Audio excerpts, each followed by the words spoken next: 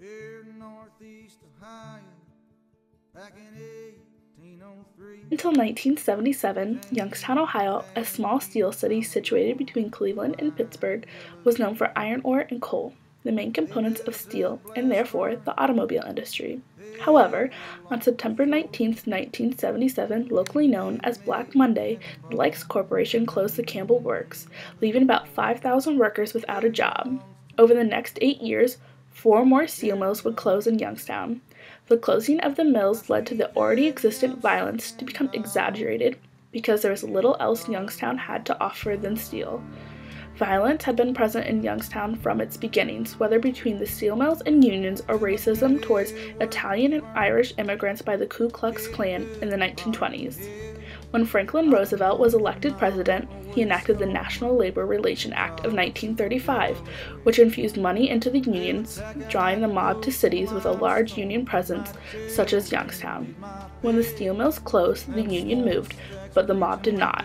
Youngstown was the go-between for the Cleveland and Pittsburgh's families who had been feuding. When the mills closed, organized crime was a main component and corruption was at an all-time high in Youngstown.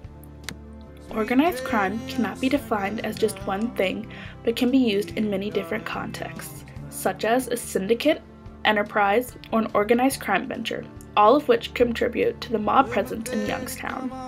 The mob in the United States was formed differently and is an entirely separate organization than the Italian mob, although they are sometimes linked together because some of the early American mob members were Italians who had fled fascist Italy to avoid prosecution there.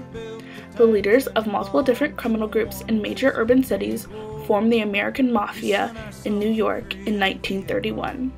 There were 24 families, each composed of a boss, underboss, counselor, and soldiers or wise guys.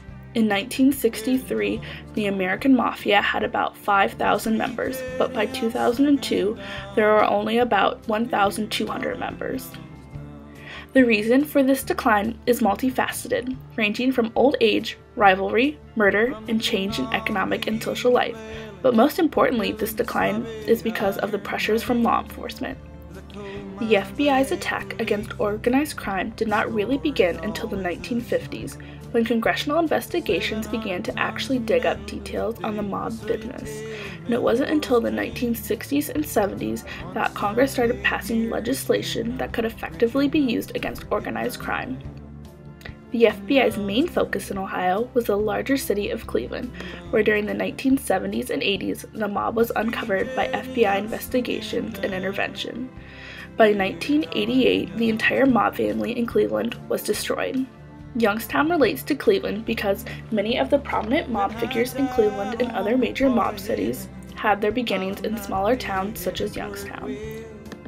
Youngstown was also important to Cleveland because of the Cleveland-Pittsburgh feud over territory, Youngstown being one of the biggest points of tension between the two. The FBI was drawn to Youngstown because of its connection with Cleveland. In 1969, the FBI uncovered an underground gambling ring operating through Cleveland and Youngstown.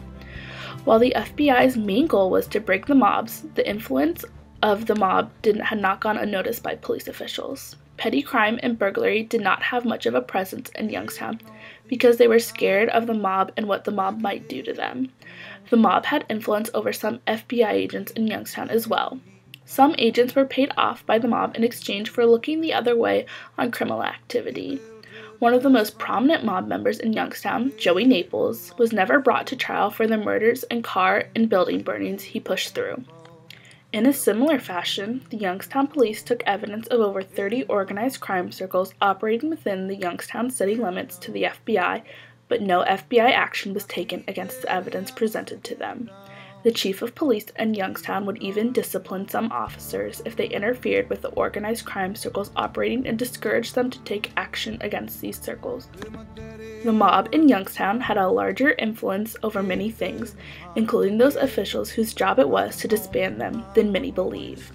The influence was not just present in Youngstown, but across the United States. The corruption within local police all the way up to the FBI was present in the 1970s and is still present. The mob may not be as prominent today as it once was, but its influence is still expansive.